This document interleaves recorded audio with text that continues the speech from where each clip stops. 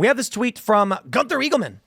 He says, watching David Hogg almost single-handedly fracture his party into two pieces is phenomenal. He said that one of his main objectives is to unseat Democrats, but then refuses to name anyone, says he's willing to put up to $200 million to get it done. James Carville and other Democrats are now calling for his removal as DNC vice chair. Pure cinema right here. They're imploding more than they already were. I don't want to give this guy too much airtime. I will play a little bit of this, but we have another clip of David Hogg getting absolutely annihilated because he has no idea what he's talking about, and he's destroying the Democratic Party. Specifics at this. So right now, let me be clear. This is not specifically when it comes to the candidates that we are targeting. It's not just, oh, if you're over a certain age, you should not be doing this. Unfortunately, there are people of all ages who are failing to meet this moment in different ways right now. What we're looking at are it's not out with the old and in with the new. It is out with the ineffective and in with the effective. And part of what we're doing with this announcement is waiting to see who retires here and says, you know what, it is time. I'm not ready to meet this moment anymore. And I know for a lot of our members that they will decide that ultimately. So the reason I want to highlight that is what he's basically saying is he wants all Democrats to self-deport. He's basically saying, we're going to launch a massive campaign against you. Why don't you retire? I got to be honest, that's actually the right thing to do. What Donald Trump is doing, and this is something that Secretary Noem told me, is that getting the message out to illegal immigrants, leave now of your own volition. Otherwise, you will face penalties. It's going to increase self-deportation. People are just going to leave, and that saves you money. If David Hogg can convince incumbent Democrats to quit out of fear, retire now before it's too late, he's going to save himself a fat sack of cash. But now we have this, where on ABC News, David Hogg, and he's like one of four, like three vice chairs of the DNC. Is that his position? Yeah.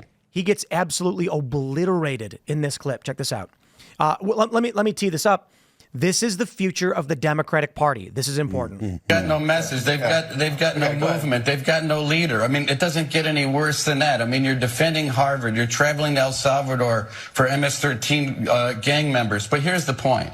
You're taking $20 million. If I'm looking at someone, my vice chair of the RNC, taking $20 million for another effort, it's $20 million out of the DNC's pocket. You can't be on the board of the Fishing and Forest Company and on Greenpeace at the same time. There are places for groups to hold the party accountable. I think it's right. Yeah, let me push back against that. This was not an MS-13 gang member, and you damn well know that. Oh, come on. He was not. Okay, and so keep defending this. Please don't stop David Hogg. Please don't stop. The administration admitted this was wrong. In America, we have due process, and we are a land of law and order. We are a land of law and order. And this administration is repeatedly showing time and time again they do not care about what the Supreme Court says. They do not care about the rule of law. And you cannot defend sending people to another country. Just did a poll to another country where they don't have rights. Think that where he's being denied counsel, due process, and so much more. I'm going to pause real quick because David Hogg's yelling over this dude. He said CNN released a poll that most Americans believe all illegal immigrants should be deported. Yeah. This is the issue with David Hogg as vice chair and why I would say he is burning down the DNC. I have this. This is the Prince George's County Police Department gang field interview sheet. This is released by the DOJ. This is the arrest report showing that Armando Abrego Garcia was arrested with MS-13. Okay, I just think it's fairly obvious that if you're wearing MS-13 gang clothes, that in and of itself doesn't really say much. You're wearing a Bulls hat and a jersey. However, if you're wearing their specific gang clothes and you are with them, now we're going to start asking questions. Because if you were not part of MS-13, you might get in trouble with these guys. I genuinely wonder if people don't understand gang culture, but if you're in gang territory wearing the wrong colors, they will come up to you. They will. This is very, very common for people who from Chicago. I know I'm beating a dead horse on that one because I'm from there. You'll be walking down the street, and if you're wearing black and gold, someone's going to stop and say, are you Latin King? Like, you're wearing the gang colors. And it's like, bro, I'm just wearing gym shorts. You don't even know. And this is common. So not only do we have evidence that when officers then interviewed Armando Abrego Garcia during the interview, officers observed he was wearing a Bulls hat and a hoodie with rolls of money covering the eyes and ears and mouth, which is indicative of ver or, I don't know how to pronounce that, or y calar, see no evil, hear no evil, say no evil. Wearing the Chicago Bulls hat represents they're a member in good standing with MS-13. And then they interviewed an individual who said that he was a Chicao, right here. He had the rank of Chicao with the moniker of Chele. And then, of course, here is the document I've shown 50 billion times already that asserts in a court in the hearing for removal that he is a citizen of El Salvador. So for David Hogg to then go on the show and say, you know damn well he was not. I feel like these people can't save their own party for the life of them. Well, I'll make a prediction. I bet you're not going to see David Hogg on TV in the next couple of months. As soon as that was over, I bet, you know, there's clearly a void at the top in the Democrat Party. But whether it's Gavin Newsom, who's trying so hard to not be a progressive anymore, even though he is, Rahm Emanuel, who's going online or going on TV saying stop all the woke stuff. Whether it's Obama, somebody's calling up David Hogg and saying you're not going to go on TV anymore. That's the question, right? I don't agree. We were talking about this yesterday when we're crafting the thumbnails for this show. We want to have there's party leadership for prominent political stories. If the story is about, sometimes we won't use a political. If the story is really big, like it's Elon Musk. You know, if Elon does a big thing and it's big in the news, the character in the thumbnail will be Elon. There's no Democrat personality that represents the party at all. If I'm wrong, it's because you're right that there is nobody at the top. But what I can tell you is that there's a lot of money that there's a lot of checks that will not be written to the DNC. Indeed, if that behavior continues. And I think you are correct. So I do believe there's a strong probability that you are correct in the entirety. I think, however, you have split factions in the DNC right now, and Hogg, civil war, baby, internal party civil war. Right. With the Democrats, there's going to be the James Carville types. He called them a little twerp. Yeah. Did you hear that? Yeah. And you think David Hogg's now going to listen to what he has to say? Nope. No. And perhaps he was only called a twerp because he wouldn't listen in the first place. Yep. So there's going to be someone with a check for the Democratic Party, and Hogg's going to say, you're not giving that check to me, and you never were gonna. So I don't care what you think. I'm going to say what I think. This fracturing is going to... I don't see how, at least in the near future, they emerge with a coherent party. Right now the Democrats don't know what they want to be. They don't know if they want to be progressives or if they want to be closer to mainstream Ro Khanna style Democrats. And also, if they decide to go with the progressives, the very progressives, which David Hogg is one of, they're not going to get any money. They're not going to get donations. They'll get small donations from the average person that likes, AOC, likes Bernie Sanders, and they might be able to get, millions of dollars, but they're not going to get the big checks that go to PACs, which actually make a big difference. Hillary Clinton spent $1 billion to lose to Donald Trump. Joe Biden and Kamala Harris spent $1 billion to lose to Donald Trump. Joe Biden spent $1 billion when he beat Donald Trump. That's the kind of money that it takes to win an election nowadays. And they're just not, and AOC and Bernie Sanders aren't going to get it because they will actually talk about things like taking away, you're changing the corporate or the tax rate on capital gains. So your people that pay 15%, they're going to pay 25%. They're not going to want to give a donation to them. If they're going to tax unrealized gains, you're going to have to sell your property, pay taxes. These are the types of policies that AOC and Bernie like, and they're not going to get anyone to give them money. But you guys you're involved in this political landscape of fundraising, all that stuff. Yeah, very much. So I'm curious with your experience in this. It's interesting because I don't see a reality in which the old guard Democrats begin to agree with the woke new upstarts. So what happens to those? Where do those donations go? Do they just stop? How does this play out? Go ahead. Well, the history doesn't repeat itself, but it rhymes, right? So if you look back through, we've gone through cycles of this in the past on the left and the right, but it's historically either somebody on the right, younger side, or somebody on the younger side on the left in that Ro Khanna style picks up the mantle and runs with the money.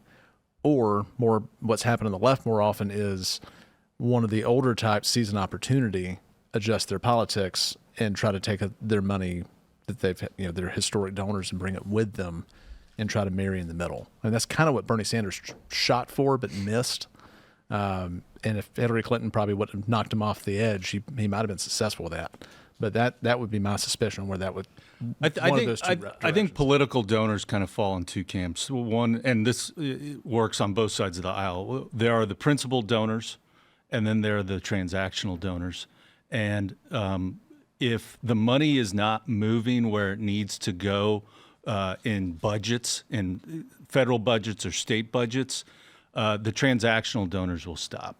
And if you're talking about MS-13 illegal aliens, or you're talking about transgender surgeries and stuff like that, and that prevents the money from moving in the budgets, the transactional money stops. I know that's a little complicated, but that's how I see the donor community.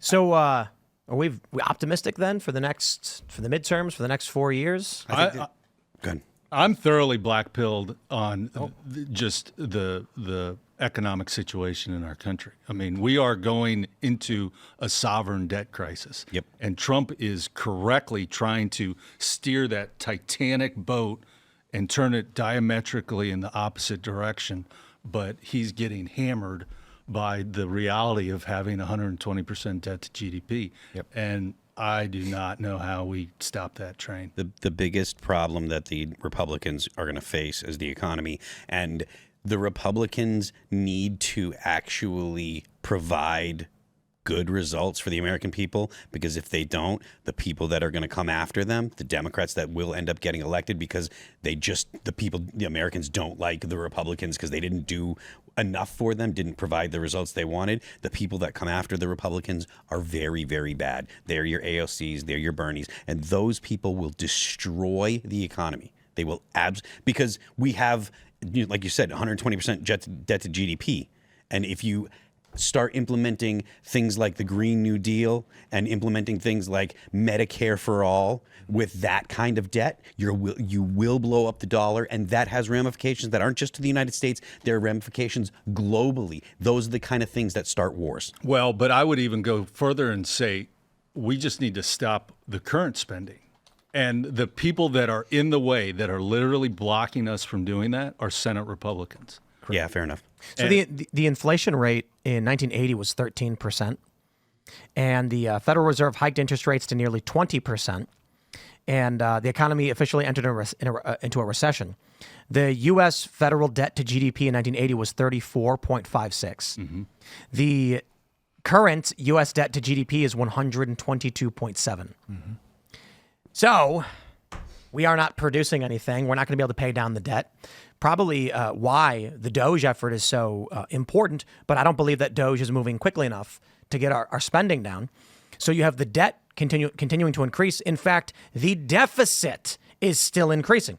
So the deficit is how much more we're spending than we make, and the deficit is going up, meaning we're going to exponentially accrue debt faster and faster and faster. Yeah. And, Ian likes to just say on this show, just default. That's a war. Just default. That'll be a war. It's World War III instantly overnight. Well, I would argue that inflation is default. Like when you buy a $1,000 bond, you expect $1,000 back, but because of inflation, you get less of it. And so the crisis that we're having right now is that if the Fed cuts rates, that means more money's in the system, which means higher inflation. If they raise rates, that means interest expense that the government has to pay causes inflation. Yep. There is no way out of this without inflation. There's a way out of it. We have to cut spending. Right. I mean, that's the only way out, to cut spending. But if you're as black-pilled as I am, there is no amount of spending that you can cut to get out of it. And even if they cut spending on the things that actually do impact the deficit and the debt, unfunded liabilities, your mandatory spending, which is your Medicare, Medicaid, those are the people that vote the most, and that will not last. Because they're of the opinion that they paid in. So even if you cut all the benefits to everybody 65 and over and said, we have to save the dollar, we have to save the country, they will vote your ass out the very next chance they get. So it's really a situation where I'm very much in the same boat with you. I don't know how to fix it. Thanks for checking out this clip from Timcast IRL. Make sure to watch the show live Monday through Friday at 8 p.m. Subscribe to this channel, and we will see you all there.